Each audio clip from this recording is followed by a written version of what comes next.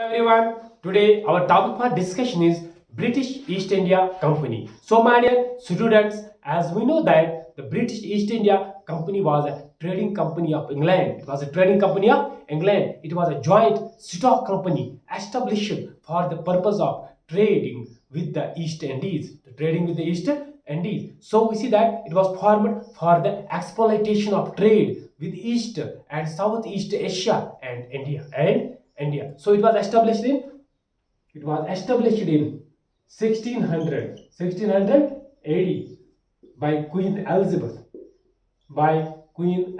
So as we know that the Queen Elizabeth, the Queen of England, Elizabeth it was established by Queen Elizabeth to challenge the Dutch and Portuguese monopoly of the spice trade.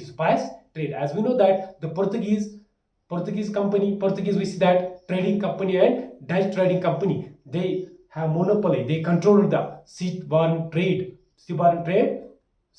of, we see that India, seaborne trade of East, and it was controlled by Portuguese. It was controlled by Portuguese and Dutch. So it was a challenge. This company was founded. It was established for the purpose to challenge the Dutch Portuguese monopoly of the spice trade. And we see that this company, East India Company, was also known as John. Earlier it was known as John Company. It was known as John Company. It was John Company, or we can say the Company of the Governors and Merchants of London. Company of Governors and Merchants of London. East India Company, it was a private company. It was a private trading company. We see that it granted an English royal charter by Queen Elizabeth on December 31.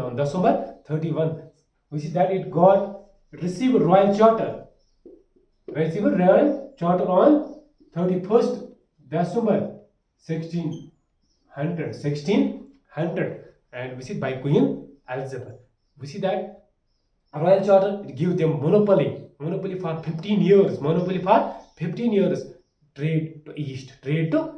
Clear? So originally the charter, we see that originally the charter as this company was originally known as Governor and Company of Merchants of London, trading into the East India. The founder of East India Company was John Waits. John Waits was the founder of East India Company. John Waits and George White. Founders of East India Company. John Waits and George White. So it was a trading company. The main purpose of East India Company was trade with the East Indies, and we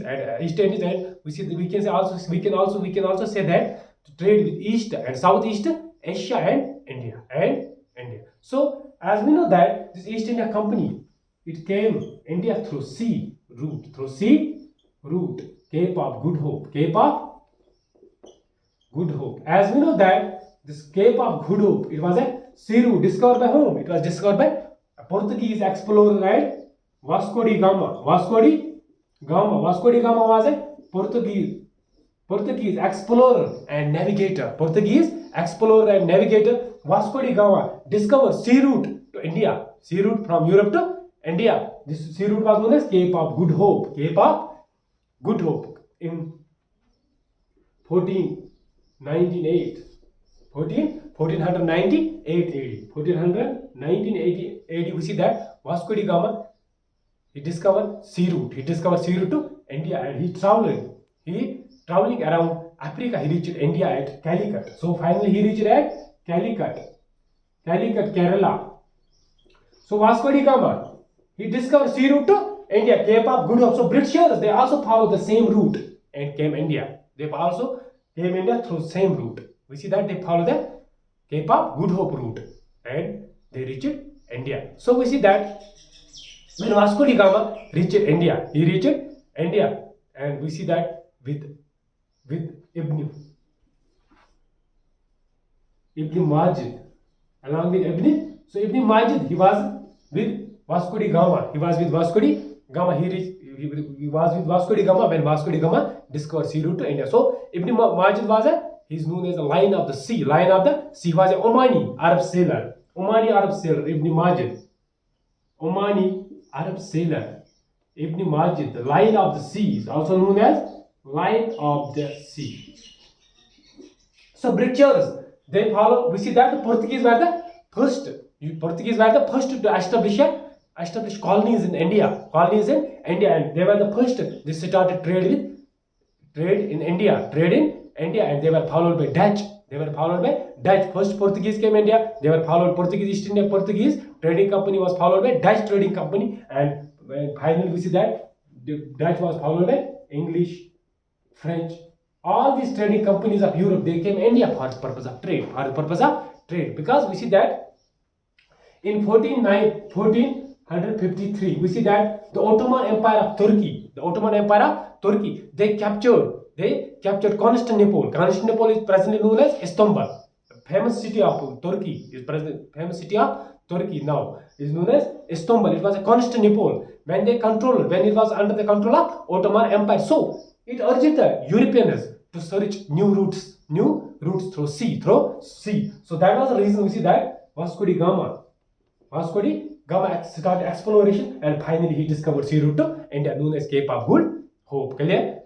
So East India Company earlier it was a trading company, and finally we see that it also paved way for this creation of British Raj in India. And as we know that this East India Company, it mainly traded in spices,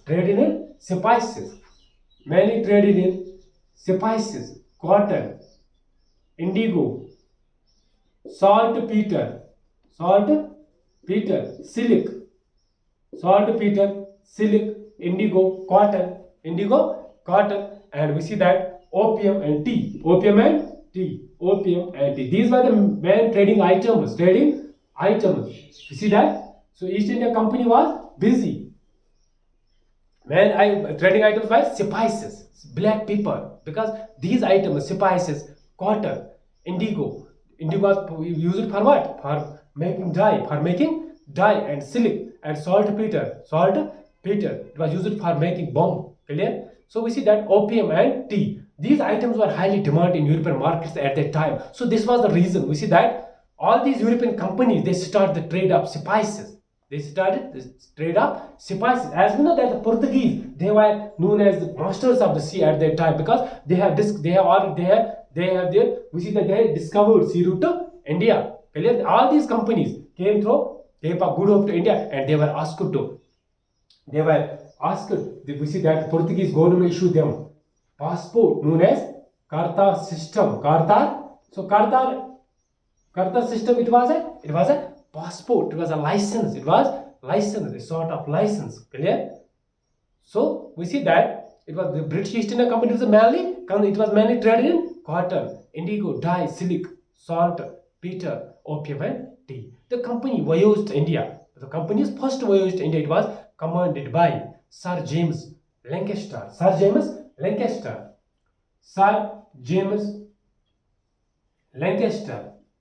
Company's first voyage in India in 1601. We see that in 1603, in 1603 AD, we see that the death of Queen Elizabeth. Queen Elizabeth died. So James I became the king of England. When James I became the king of England, at that time in India, we see that Mughal Emperor Jahangir became the emperor. Mughal Emperor Jahangir became the emperor in 1605. So we see that 1603 Mughal Emperor Akbar died, and we see that Queen Elizabeth also died in 1603. Clear? So when James I became the king of England, so James I in 1608, in 1608, James I, he sent his ambassador in the court of Jahangir, Mughal Emperor Jahangir. William Hawkins was the ambassador of James I of England. His ambassador William Hawkins, he came India in the court of Mughal Emperor Jahangir. So he was an envoy in the court. of Jahangir. Clear? For what purpose he came India? To ask permission to set up trading posts. Clear? So we see that he arrived in Surat. in Surat first. So William Hawkins, Captain William Hawkins, he came India. He was ambassador of James I in the court of Mughal Emperor Jahangir. Mughal Emperor Jahangir. So James I,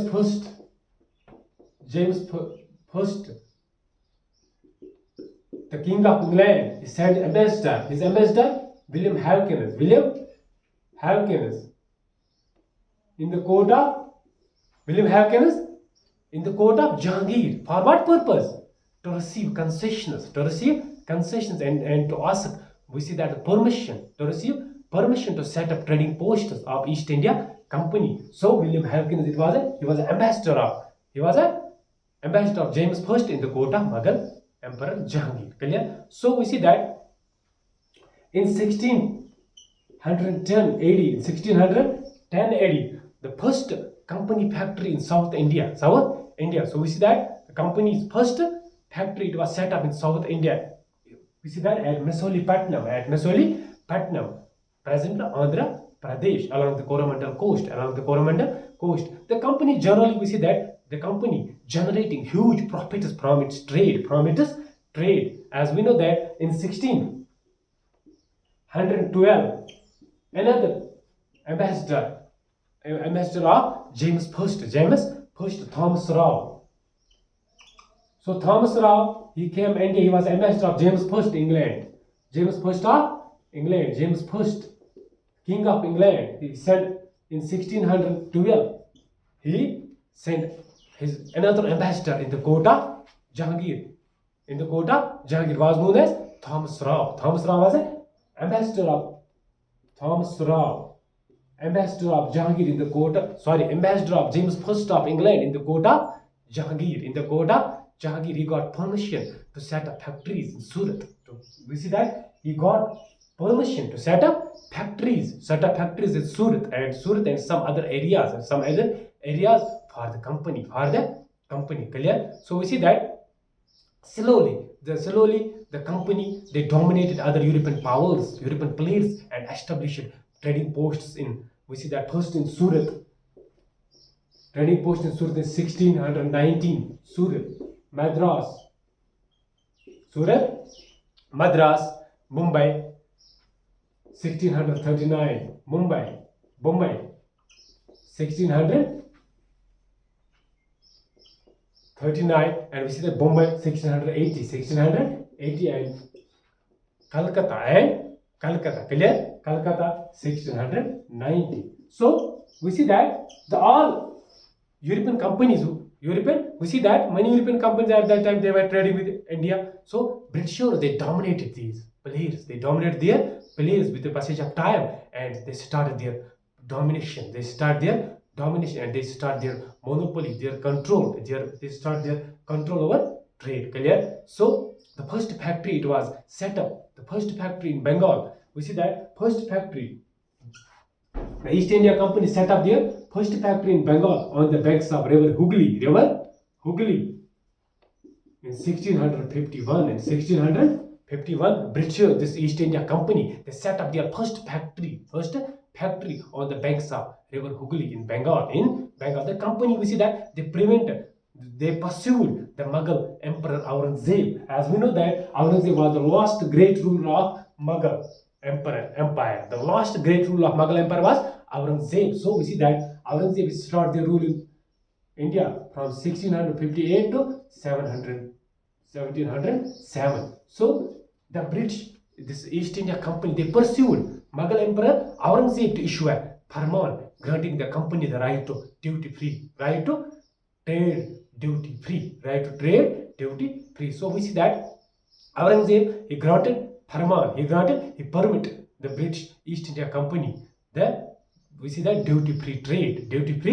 Clear? So after death of Aurangzeb in 1707, we see that after his death, the downfall of Mughal Empire was started in India, because we see that the successors of Aurangzeb, they were incompetent.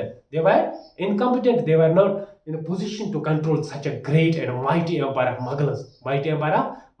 So after his death, we see that many regional powers. We see that regional many, we see that governors, many governors, especially Bengal Nawabs, they asserted their independence. They assert their independence, and Nawabs, when they assert their independence, they refused the English people. They refused the East India Company. They refused the English East India Company, refused to grant the company concessions, demanded. We see the large tributes for the company right to trade. For the company right to trade, they denied the company right to mint coins and stop it for extending fortification. So finally, we can say that after his death, earlier we see that East India Company, it was a trading company, so they were mostly concentrated. We see that their main aim was trade. So with the passage of time, after we see that when Mughal Empire was declined in India, they started political domination. This East India Company, earlier they were traders. So with the passage of time, they became the masters of the territory. They became the masters of the India. They started their political domination.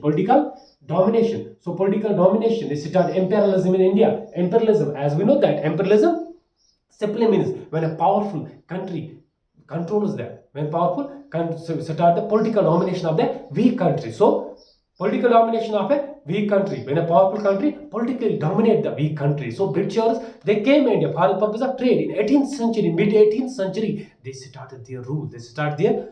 We see that when the Bengal, we see that Bengal Nawabs, they denied them to give them concessions. Well, clear, and they forced them, they denied them, they stopped them to for extending fortification, and also mint coins, It led to battles, and finally we see that the Battle of Plassey. It was fought between the Nawab Sirajuddin Dola, Nawab of Bengal, Sirajuddin Dola, between Nawab of Bengal, Sirajuddin Dola and English, and laid the foundation and paved the way for the British rule in India. So this was all about East India Company. So my dear students, video को देखने के साथ साथ channel को subscribe करना ना भूलें.